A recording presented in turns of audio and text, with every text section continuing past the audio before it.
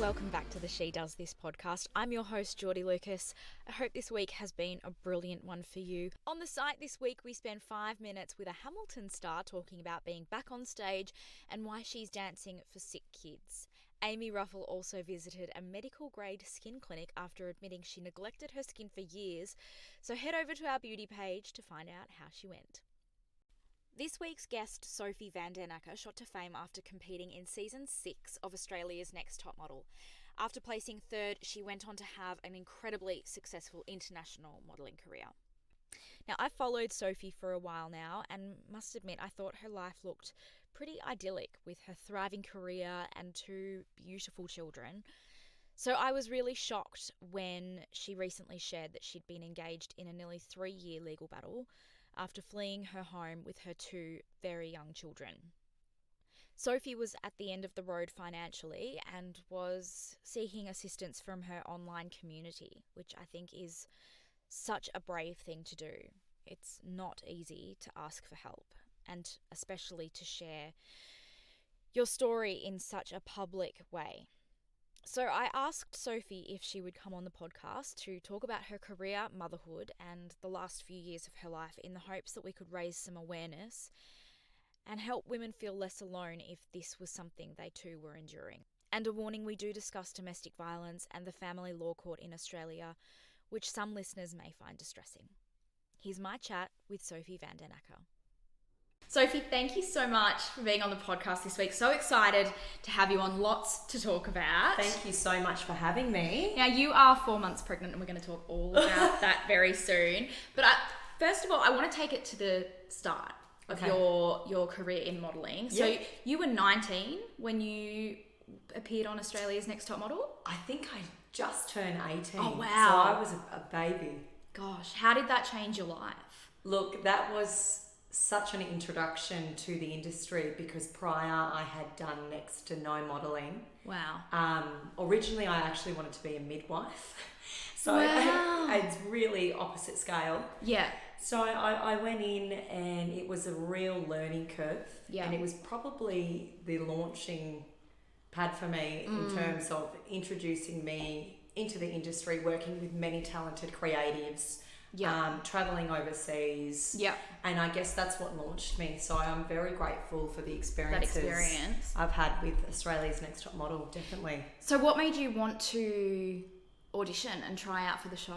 I actually went with my brother's soon-to-be wife at the time. And she was going to audition and I said, I'll come along with you. Yeah. Not intending to audition because I saw how big the line was and I was a bit like, oh, nah, like you go kind of thing. Yeah. And then she kind of got to the front. She's like, come on. I was like, okay, I'm coming.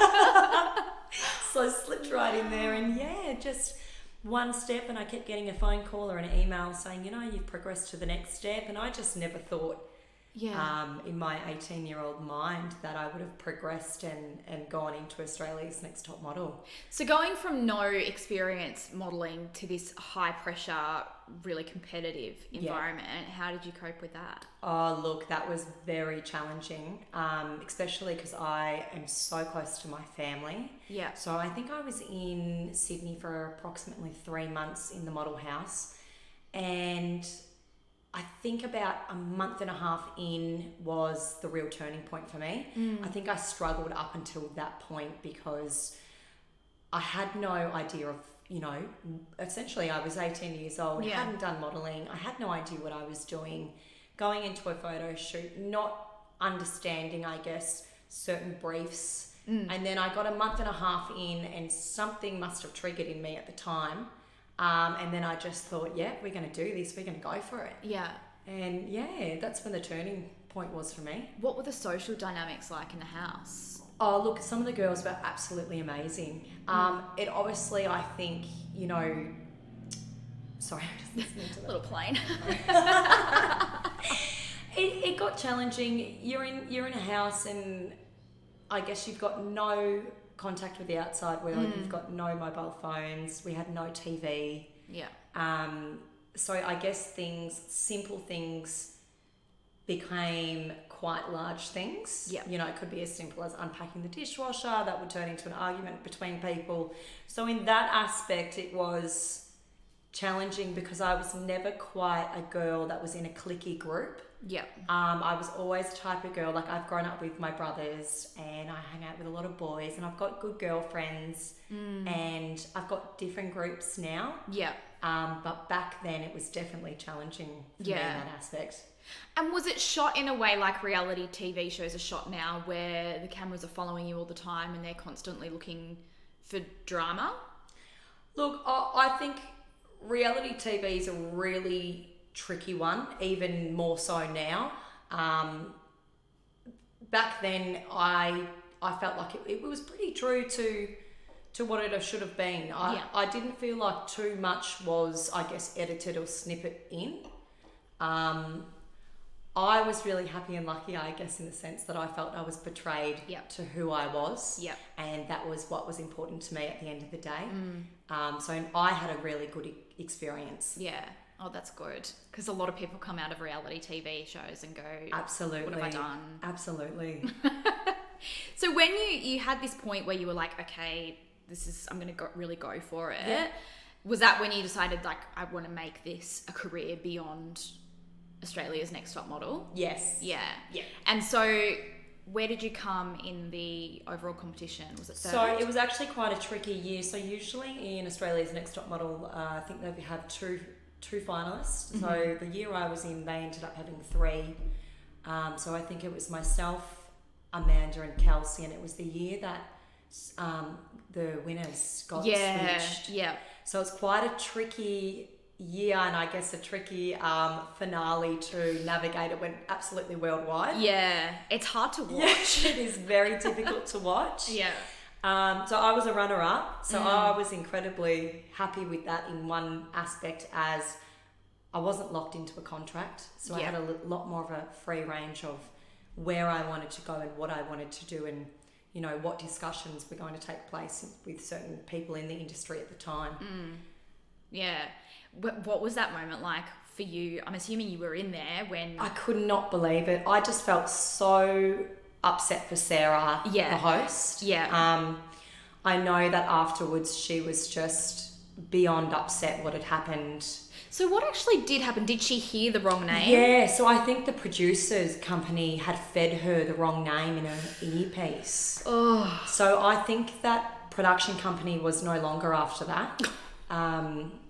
And it, like, I look back now and it would have been a really tough thing to navigate for Sarah hosting that. So she did an incredible job doing that.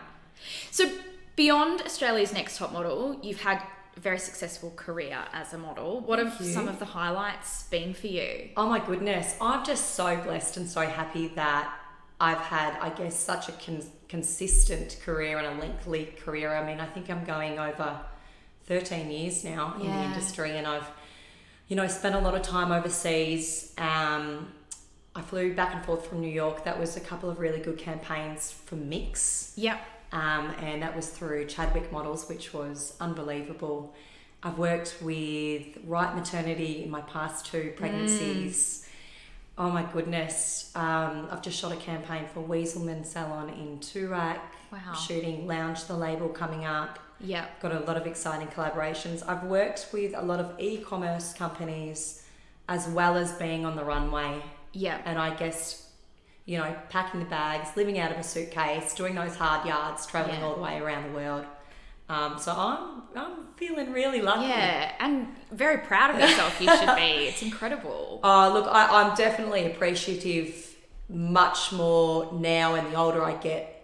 I guess when you have children, it really puts life into perspective. And I think when you have young children, you're almost forced in a way to stay home to, you know, allow them to have those nap times. And so I feel happy that I've got to tick off or complete a lot of what I wanted to do as a professional model and an international model. Yeah. So we were saying before that you're sort of becoming a mother and heading more into the commercial space as opposed to the high fashion space. Yes. How else has motherhood changed your career and the way you work? It's had a massive adjustments. Yeah. Coming into motherhood is the biggest adjustment in life, Yeah. I think. Very well worth it and one of the best, but it is really a big adjustment, especially for those first-time mums. Yeah. So for me, it was challenging as I had to work around my children now. So I would often in the early days take them to a shoot. Yeah. You know, I had a lot of really good clientele companies that would bring me in and say, yeah, cool, Yeah. Sophie's having her babies there. So I had a really good clients to work with. Yeah. That's amazing. So as time's gone on, I'm dwelling into, I guess, the more business side of things. Yeah. And the influencer space as well, because you have quite a big following on Instagram as well, from sharing your life and Yeah, absolutely. and all that sort of stuff. And I think people don't realize that there is a real business and a real opportunity to sort of make a business for yourself on Instagram as well. Definitely. Yeah. Absolutely. And you know, it's a free way of marketing. Yeah, exactly. It's a free way of connecting with other brands, aligning with what you like, who you desire, and Yeah. what you want to promote. Yeah. Would you be happy if Layla turned around one day and said, Mummy, I'm going to be a model? I would say get a degree first. Yeah.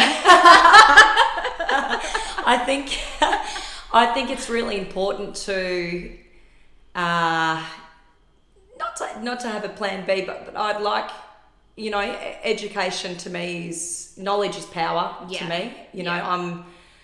I would rather, you know, give Layla and Leo $10 for reading a book than $10 for doing the housework. Yeah, wow. So I'm a very big believer in, you know, education and knowledge as such. Yeah, yeah.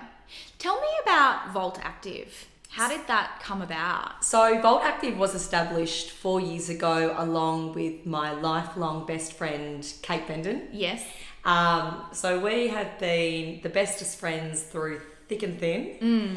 And one day I said to Kate, oh, you know, I'm getting some samples more or less.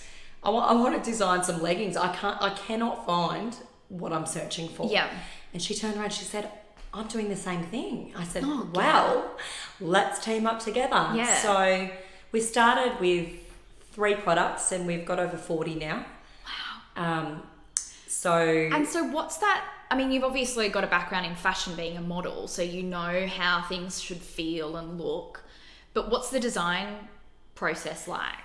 look, I had a good insight as I was in that industry from the fashion side. So I knew kind of the photographic lookbook, what I'd need to do in terms of to make it aesthetically pleasing to the eye. What was more challenging was building something from zero to something. Yeah. And going through the process of building a website, setting up your tax, going through the right accountant, finding the right manufacturers, getting a heap of samples in, negotiating. It's extremely challenging and time consuming. Yeah. And I think it takes a good 2 years to get that right adjustment and set it up correctly. And then from that 2 year point is then when I feel you start the growth process. Yeah. So getting the financials and the tax people, that's all costly. Definitely. So did you have to outlay quite a bit, the both of you, to get it started? Look, initially for Kate and I, it wasn't too much as there were two of us. Yeah. I could see how if you were a solo businesswoman partaking in a new venture, it would be a lot more risky. Yeah. So I guess we had a lot more room to make mistakes as there were two of us. Yes. Yeah. And have you made mistakes? Absolutely. You know, you don't grow without mistakes. Yeah. Big believer in making the uncomfortable the comfortable. Yeah. Kate and I speak, 5 times a day. Yeah. So we're very in tune with one another and watching that growth period and making sure, we're checking in and seeing if we're both okay with how personally we are and how business is. Yeah. So do you have a line drawn where, okay, this is professional and this is personal time, or do they just Absolutely constantly... not. Yeah. No, absolutely. That's a big no. Do you think that there's certain types of people that shouldn't go into business with their friends though? Because it's it's risky. Yeah, absolutely. It's very risky, I think, to go into business with friends or family. Yeah, definitely family. I think you've got to have a really good understanding of one another. I mean, Kate and I feel like the exception. Yeah. We have never ever had an argument. That's amazing. We are very similar, but yet so different. Yeah. And do you each bring a different skill? Definitely. To the business? Kate's personal trainer, so she's got that. Yeah, so when we were doing all our fittings and making sure the garments were okay to move in, Kate was really good on that forefront, and even watching her grow from the beginning of this process to now, you just turn into multitasking, absolute women bosses. Yeah. So it's evolved into Vault Lifestyle now. Yes. So how did that sort of? So once we had Vault Active established, the plan was to always go bigger. I essentially wanted to start a dropshipping company, an e-commerce website where it was the things that we enjoyed shopping for, as in Kate and I personally. I wanted to go on to the one website and say, this is what I'm looking for in the one place. And that might be, beauty related. It might be, I guess, more things tailored to me at this stage in life as I'm a mother. So there'll be a lot of mums and bubs things on there. So that's growing. So we're up to, I think, over 30 companies on board now. Oh, wow. So that only got launched during COVID. Yeah. So the growth with that has been phenomenal, and the brands that have come on board are very well established. Yeah. And just exquisite, unique, authentic brands. It's amazing to hear about a business that's actually grown in COVID as opposed to... It's so nice, isn't it? It was absolutely devastating seeing and hearing some of the stories in real life. Horrendous. So you were a single mum for a period of time. Yeah. And I think there will definitely be some single mums listening to this podcast. What was that experience? Look, I think being a single mum is one of the hardest jobs in the world. Yeah. My mum was a single mum of 5, and I can remember her working over 6 jobs at one point. I was very lucky in the aspect that I have a very good, strong family. If I didn't have them, I think it would have been a lot more upsetting and hard to navigate. Yeah. It's very difficult when you have 2 young children and you're extremely sleep deprived. Yeah. Going through certain things and trying to make sure you're giving them, I guess, the safety and the stability they deserve. Yeah. So it was definitely a very challenging time and a tough 2.5 years. Absolutely. I think Leo was only 6 weeks old. So when I had Leo, I think I'd left when he was 6 weeks old, and Layla wasn't even walking yet. So I had 2 on 1 hip. But you know what? Like there's perspective in life, and you've always got to look at the positives. Yeah. You've got to stay focused. Yeah. Stay sane. And because if you don't, it's a very slippery road. Yeah. How did you sort of dig deep and create that safe space for your kids? I think, look, it's a matter of taking one day at a time and fighting one battle at a time. I'm still a big believer in, I constantly make sure, I'm checking in with myself and doing that self-maintenance. Yeah. And I'm also checking in with Heath and making sure, he's okay. And I'm saying, how are you feeling? And Heath is your new partner, who we'll get to in a moment. He's my new partner. But yeah, it's a really tough process unless you, I think the main advice I would have is, don't be hard on yourself. Yeah. You've got to do what you've got to do to get through that stage. Yeah. And if you're doing your best and your best doesn't look that good, it doesn't look that good right now. Yeah. Right now, but it will look good. Yeah. So if you stay focused, keep your eye on the prize, don't let, I guess, any distractions or any negativity whether that might be family, that might be your ex-partner. Concentrate on yourself and concentrate on your children. Yeah.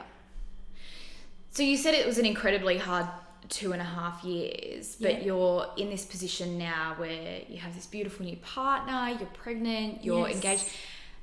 When did you sort of allow yourself to be open to love again? So I waited over 2 years to even venture in to absolutely anything. Yeah. I wanted to make sure that it was the right thing for me, but not also the right thing for me. I had Layla and Leo to think about. So I needed them to feel comfortable, and I knew the next relationship, which initially I was very hesitant to even having a relationship. That's why I think I gave myself that 2 years to do some self-work, concentrate on Layla and Leo, and then give it a shot. And I don't think if it wasn't for Heath, I wouldn't be with anyone else. Yeah, right. Yeah. So how did you meet? That's a really funny story. So my brother actually sent me to Bunnings Warehouse pre-COVID. Yeah. I guess it was just as things were getting a little bit dicey. Yeah. And I jumped in a lift and I looked at the button and I thought, I don't want to touch the button. And there was a male in there, and, you know, he risked his life at the time to press that button. However, we both left that day regrettably not saying anything to each other. And I actually drove away that day and I was thinking, oh my goodness, oh you idiot Sophie, like you should have said something. Anyway, I left. A few months later, I was on Instagram and there was a like here and a like there. And I caught up with this man for a coffee. Oh my God. And so he found you on Instagram. Well, wait. At this point, we didn't know it was. Well, I didn't know it was the man in the lift. Oh my God. So we've been kind of dating for a while, and again, a few months had gone past. Yeah. So and then Heath messages me one day and he goes, "Do you like Bunnings?" And I go, "Well, yeah, I love Bunnings. Why?" He goes, "Do you like Ringwood Bunnings?" I'm like, "What are you getting at?" "Of course I do. I love Bunnings." He goes, "You were the girl in the lift." And I rang him and I'm like, "Oh my God." Oh my God. Yeah. So he had an epiphany while driving and I could not believe it. I actually, like, it was so bizarre. Yeah. That is incredible. Yeah. So we were pretty much inseparable from there. Yeah. Wow. And how did you sort of learn to trust a new man, introducing him to your children? I imagine that would be something that you would really have to sort of definitely take your time with. And I think at the beginning for me it was moving very slowly in terms of any affection. I felt like I had to take things really, really slow for myself. Yeah. And Heath has shown me nothing but respect and love. Yeah. And he comes from an extremely beautiful family.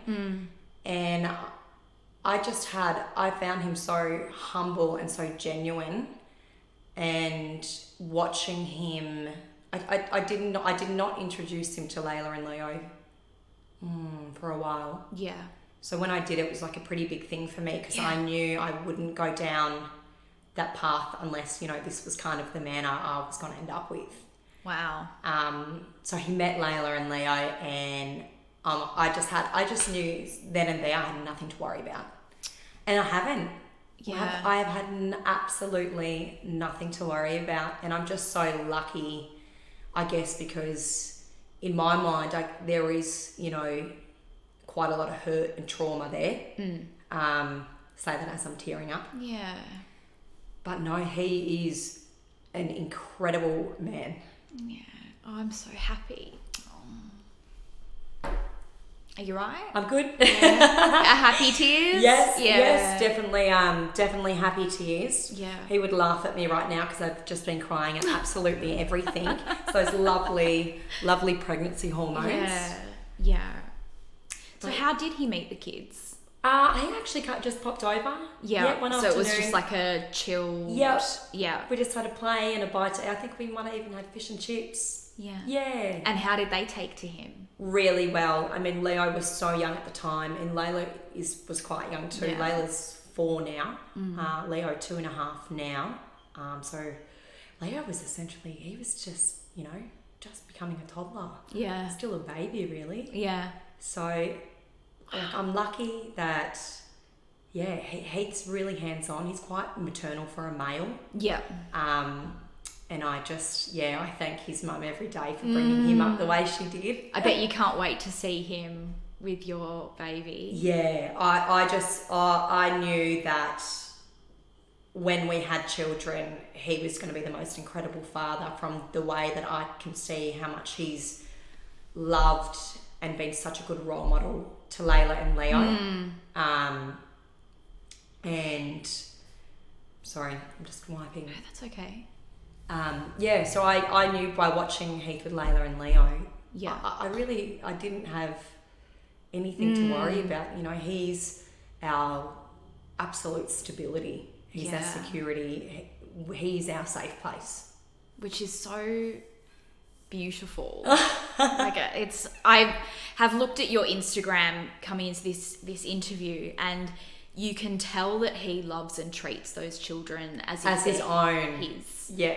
Which is just a beautiful thing to watch. I think that's something that always crossed my mind, because I think it would be really difficult, I guess, like I love and would die for my children, but expecting someone else that hasn't had that initial bond with them from birth, I struggled to know, I guess, the future that was held in that space. And now I definitely am comfortable and confirmed and reassured in the fact that he would do absolutely anything for those 2 children. Yeah.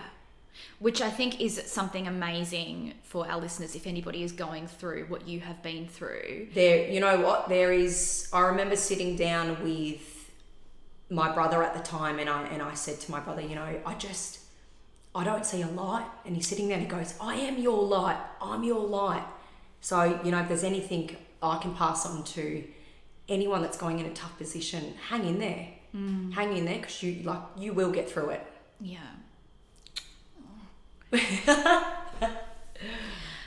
You mentioned before about the trauma. Yeah.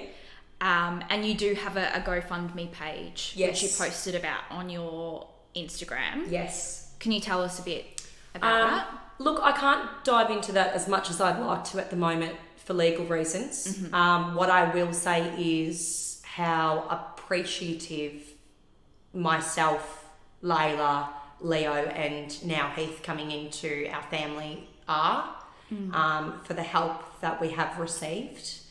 And, we've definitely got a long way to go in terms of where I want to be, or where we want to be.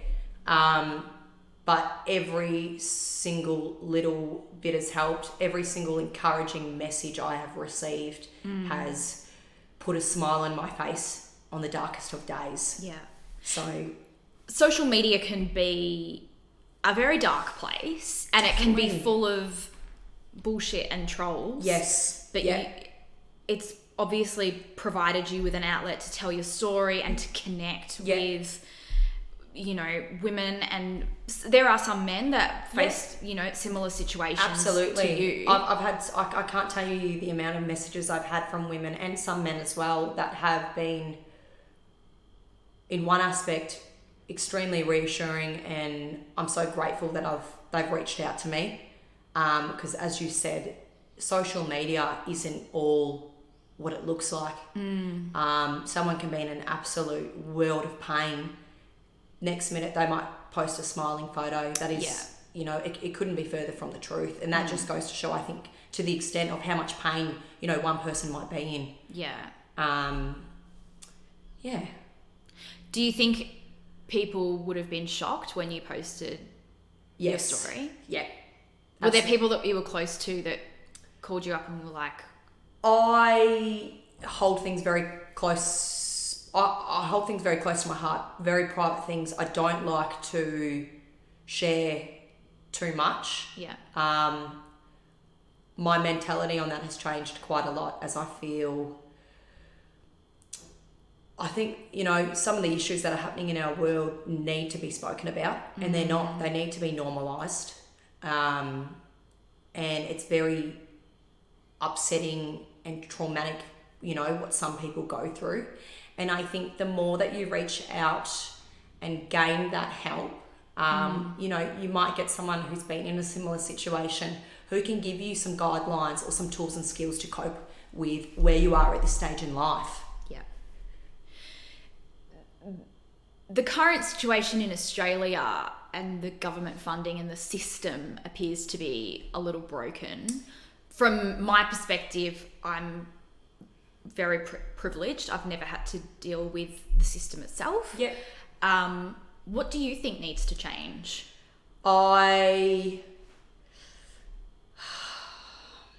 I'm currently writing a book. I'm only maybe 10,000 words in, but it's a start. Yeah. And that book I would like it to be a bit of a guidebook for other women or men going through a similar situation to me, in terms of dealing with the different services out there and the system as such. I personally feel the system is not working the way it is. I feel it's extremely broken. I think that a lot of women are not protected. And look, what's the word I'm looking for? It's the reality. It is the absolute reality of what is going on in this world today. And it's upsetting and it's sad, and the system and the court system needs to change. I understand that there needs to be more funding. There are services that are just absolutely inundated.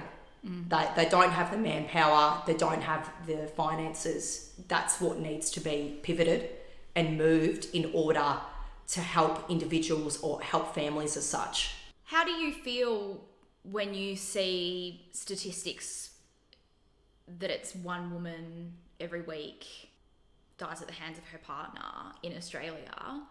How does that make you feel, especially when it comes to light that these women have tried to seek help and have been let down? How does that make you feel? I take that very close to heart because I think the system has let a lot of people down. They've done a lot of good, don't get me wrong. They've done a lot of good, and there are some incredible, amazing services out there. In my personal experience, there's been a number of times where help has been needed, and I have felt like unless more or less I have run into that police station seriously injured, there is not a whole heap that can be done until it's too late. Like, the intervention needs to really be extremely firm. Before it escalates and gets to a place where it's, I guess, very far in the system, very far in the court system. Everything's, I guess, an absolute mess by that point. And so are the individuals and the families that are even at that point. They're so, the trauma and I think the mental stability of where they're at that time, because they haven't been, I guess, heard, and they may have felt let down by the system in certain places. It's very challenging. I know it takes a whole army. It really takes every service to kind of be on the same page. You might get everyone doing their job, and then it might get to court and the papers might get thrown out. It's just, I can imagine some lives being extremely frustrating. And that's what needs to change before it gets to that point. It seems like it needs an absolute overhaul. I really do hope the book that I'm writing, I'll have 7 case studies in there. Oh, wow. I've reached out to 7 individuals who'll be giving I guess, their outlook on the system and what they've been through and the tools and skills that have helped them along the way. Yeah.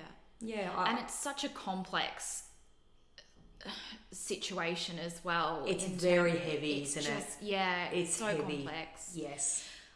Let's talk about your future, because it's looking very bright. You're 4 months pregnant. You're getting married.